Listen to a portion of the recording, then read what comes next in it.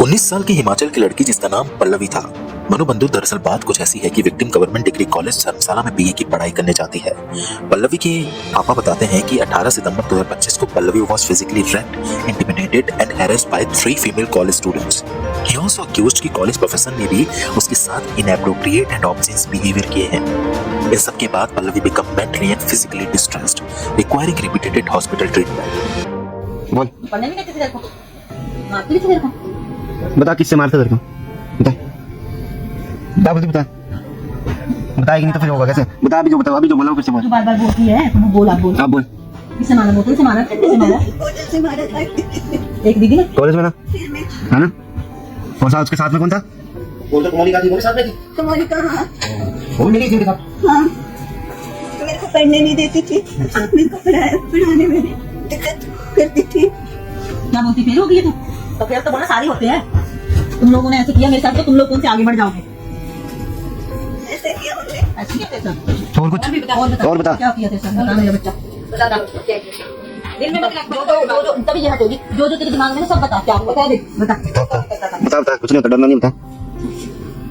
और कॉलेज में सब ठीक रहते थे तेरे साथ? और तो सारे ठीक थे। पल्लवी को Dayanand medical college and hospital में रेफर किया जाता है, where she died on 26th of September 2025 during treatment। मनोबंधु, ये पल्लवी की रिकॉर्डेड वीडियो स्टेटमेंट्स हैं जो कि उसकी डेथ से पहले रिकॉर्ड किए गए। अब बात सुनिए। कॉलेज एडमिनिस्ट्रेशन कहता है कि Pallavi was not enrolled in current academic session because she had failed 3 subjects and no formal complaint was received earlier। अभी फिलहाल ये जांच का विषय है, लेकिन इसे मनोवैज्ञानिक दृष्टिकोण से देखना बहुत ज्यादा जरूरी है और हमारे समाज की आंखों को खोलना भी बहुत ज्यादा जरूरी बन जाता है।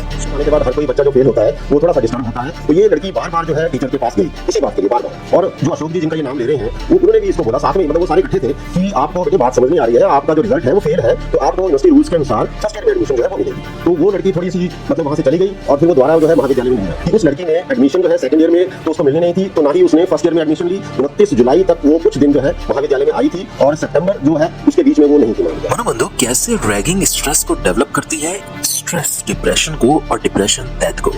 आइए समझते हैं वॉइस ऑफ साइक के साथ में। अब तो सभी कॉलेज में एडमिशन से पहले एंटी रैगिंग फॉर्म को फिल करवाया जाता है। क्या फॉर्म फिल करवाना रैगिंग को रोक सकता है? ये प्रश्न चिन्ह खड़ा करता है।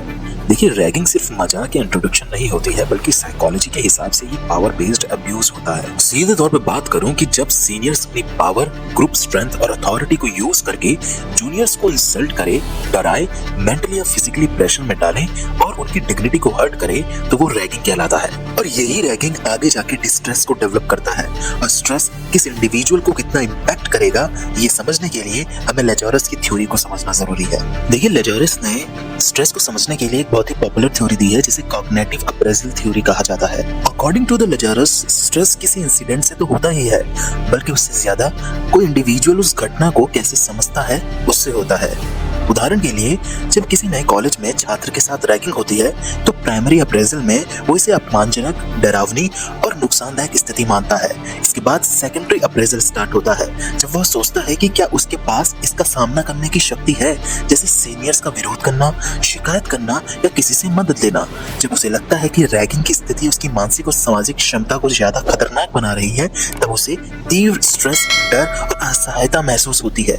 इस तरह लेजरस सिद्धांत के अनुसार रैगिंग खुद स्ट्रेस नहीं, बल्कि छात्र की कॉग्निटिव अप्रेजल ही स्ट्रेस को जन्म देती है। वैसे ये इंसिडेंट, जब मैं मुन्ना भाई का ये वाला सीन देखता हूँ तो मुझे हमेशा ध्यान में आता है। मुन्ना एक एक्सट्रोवर्ट और एक बहुत ज्यादा डोमिनेट पर्सनैलिटी है, जिसकी वजह से वो रैगिंग करने वालों को ही ऑकवर्ड फील करवा देता है। डॉक्टर वीरेंद्र पोल के ये एक मिनट अपन को भी करने का है। ये देख हो गई रैगिंग। ये डिस्पेंसरी क्या नाटक है रे? भाई ने बोला रैगिंग करने का तो करने का। जब इंडिविजुअल फील करता है कि उसके पास प्रॉपर सपोर्ट है तो वो कॉन्फिडेंस महसूस करता है। अगर वो ऐसा फील नहीं करता तो उसकी बॉडी में डिप्रेशन का ये रैगिंग रूप ले लेती है। धीरे धीरे वो अपने को पेल और वीक महसूस करने लगता है। हमें हर इंडिविजुअल के साथ में एम्पैथेटिक बिहेवियर करना चाहिए और उनके इमोशन का हमेशा से ध्यान रखना चाहिए। मैं यही उम्मीद करता हूं कि पल्लवी के इस केस की जांच हो। यदि कोई दोषी पाया जाता है तो उसे कठोर से कठोर दंड दिया जाए। आप वॉइस ऑफ साइक को सब्सक्राइब कर सकते हैं। मैं आपसे मिलूंगा किसी ऐसी ही साइकोलॉजिकल अवेयरनेस वीडियो के साथ में। तब तक के लिए बाय बाय।